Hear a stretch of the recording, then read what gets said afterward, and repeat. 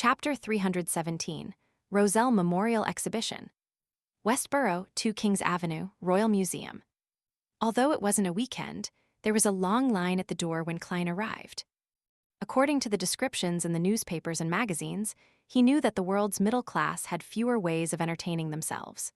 Other than reading newspapers, reading novels, listening to opera concerts, playing tennis and squash, enjoying plays, and holding or attending banquets, there were only 3 options: going to a park, going to an exhibition, and going on vacation.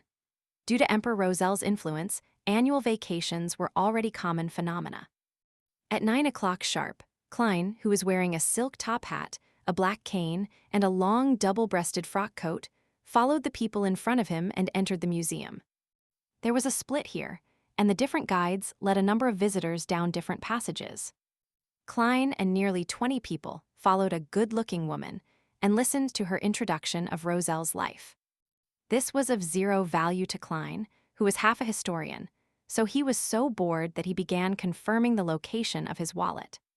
Since his wealth had soared to £952, just a step away from £1,000, his wallet could no longer hold so much cash, and he could only carry some of it selectively.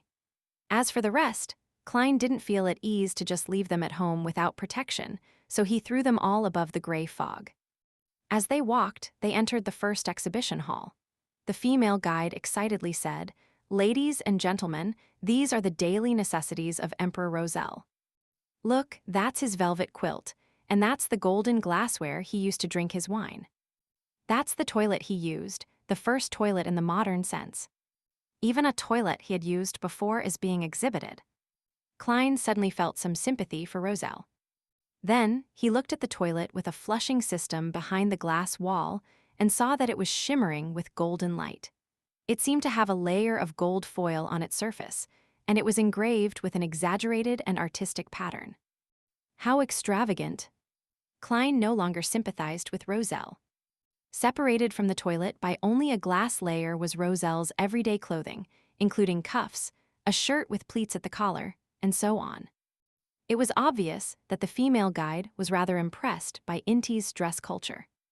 After the Daily Necessities exhibition hall, there was a display of the original versions of the important documents which Roselle had issued, including the Civil Code and other extremely valuable historical relics.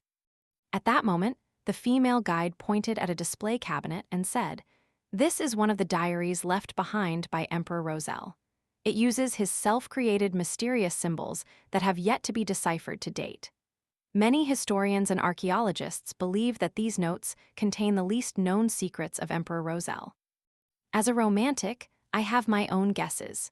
Perhaps these are the symbols he had agreed upon with his most beloved woman. They wrote about each other, but were never able to truly be together. You're suited for writing novels." The corner of Klein's mouth twitched. His eyes then turned to the notebook that was spread open in the display cabinet. On it were the simplified Chinese he was extremely familiar with. 6th March, damn it, I'm almost constipated from eating the food here. 17th March, are the ladies of Intis so open? Did I hit on her or did she hit on me? I just find it odd. 22nd March, it's time to choose a religion. On one side is the Church of the Eternal Blazing Sun, and on the other is the Church of Craftsmanship.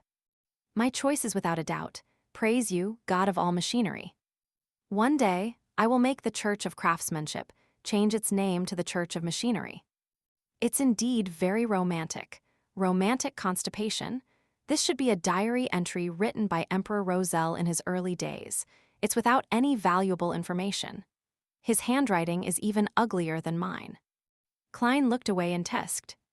Of course, he only saw the 2 pages that were spread open. He didn't know what else was on it. I wonder how the security measures here are. I wonder if there is a chance of sneaking in and flipping through them. Klein looked around and saw that there were quite a few security personnel on the surface. Perhaps there are beyonders from the Church of the God of Steam and Machinery. He muttered under his breath and followed the female guide as he blended in with the crowd. He entered the next exhibition hall, which was called The Gentle Roselle. This is Emperor Roselle's first love letter. This is his first love poem he created, When You Are Old. The female guide looked at the manuscript in the display cabinet with glimmering eyes. Shameless, Yeats' coffin can't be held shut any longer. Klein couldn't help but lampoon. This is a bracelet he made. This is the original manuscript of his novel. The female guide introduced with a tone of extraordinary adoration. Klein tried hard not to let his expression change. Of course, he also believed that Emperor Roselle, who was an artisan in his beyonder profession, was definitely very skilled in his craftsmanship. This is the basic education textbook that he improved to educate his children. Each word has its own corresponding picture. It was a little game he had invented for his children, similar to Inti's chess, but somehow it didn't become popular. These are the toy blocks he invented. These were also for his children. The female guide said in a gentle tone without even realizing it. Isn't this fucking Chinese chess? Furthermore, Lego wants to collect the licensing fees from you. Klein could only smirk to hide his other emotions. With a single glance, he noticed that there was a woman over 1.7 meters tall, standing in front of this display cabinet.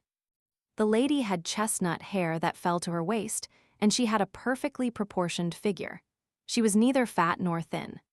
She wore a yellow layered dress which had the vibes of a young girl, but she wore a black, out-of-fashion bonnet with a fishnet veil hanging down and concealing her face. She stood in front of the display cabinet and stared at the items inside for a long time without leaving. Even when Klein and the others followed the guide to the next exhibition hall, she remained rooted to the spot. After passing through a few more exhibition halls, the female guide pointed ahead and said, "The next thing you will see is Emperor Roselle's restored study. Of course, it's only a part of it." As she spoke, Klein and the others entered the exhibition hall as the area before them opened up. It was almost like a library, lined with shelves which were 2 stories high. There were ladders sitting beneath them and aisles between them leading to a 3-dimensional book park. You can imagine how the owner of this place had once climbed up and down the ladder in search of the book that he wanted to read. The guide painted a vivid picture. No, Roselle would definitely send his servants to seek it out for him. He wouldn't do it himself. Klein silently refuted. In the center of the row of bookshelves were desks, chairs, brass lampstands, and the like. They were all protected under the cover of glass and were blocked from making contact with the outside world. With a single glance, Klein found a stack of manuscripts which were all yellow in color. The stack of manuscripts weren't spread out, so one could only see the contents of the first page. It was a drawing of a rectangular object with a detailed description. This is a portable, miniaturized application of the telegraph. Through it, one can connect to the person holding the same item and receive and exchange information. You can even converse with them directly. This requires better positioning. I think we can boldly cast our sights to the sky. There are no obstructions in the sky, and it would allow for better transmission of signals. Emperor, you aren't even letting go of a cell phone. Klein couldn't help but facepalm. At that moment, the guide introduced the stack of manuscripts. These record the wonderful ideas of Emperor Roselle. They record inventions which he was unable to turn into reality in time. They record the glory of what our human civilization is capable of. Klein didn't pay any attention to the flattery, and instead casually sized up the other things. Suddenly, he noticed a bookmark in a hardcover book on the desk. The exposed part of the bookmark depicted a drawing which was randomly drawn by a child. Emperor Roselle isn't good at drawing. Just as Klein was mocking inwardly, he suddenly thought of something. Roselle had once disguised a card of blasphemy as a bookmark and placed it inside a certain book. Could it be this one? Klein carefully observed for a few seconds, but he didn't find anything amiss. That's right. He had mentioned before that the cards of blasphemy possess anti-divination and anti-prophecy characteristics. Under normal circumstances, there's no way to discover their uniqueness. If it were so easily recognized, the Church of the God of Steam and Machinery would have long taken it away. Klein cast his gaze away and began scrutinizing the other books. He discovered that many of them had a bookmark in them, and all of these bookmarks were of different shapes. He pondered for a moment, and using his clown's ability to control his facial muscles, he curiously asked, "Are these all books that Emperor Roselle has read before?" "Sorry, are these the original books?" The female guided nodded firmly. Yes, these are all the items from Emperor Roselle's study from back then. They include, but are not limited to, books, manuscripts, bookmarks, lampstands, ink bottles. But even more were destroyed during the several conflicts. Klein nodded slightly and studied the bookmarks again. Roselle had said in his diary that he was going to put the card of blasphemy in a very valuable book, so that no one would ever think that the most valuable thing in that book was actually an obscure bookmark. Well, which of these books are valuable? Klein began eliminating books as he recalled the details written in the diary. Glorious Era doesn't look like it. The History of the Inti's Kingdom doesn't look like it. Geography of the Northern Continent. This might be possible, but it isn't very likely. The Improved Principles of Steam Machinery, just like before. Klein scanned the books, one by one, when his eyes suddenly came to rest on the first pile of manuscripts he saw. They were recording objects from Earth objects, which Roselle had wanted to invent, but lacked the conditions to do so. There was also a bookmark in it, and on it, there was a depiction of Roselle in royal emperor clothes. Poem by William Butler Yeats.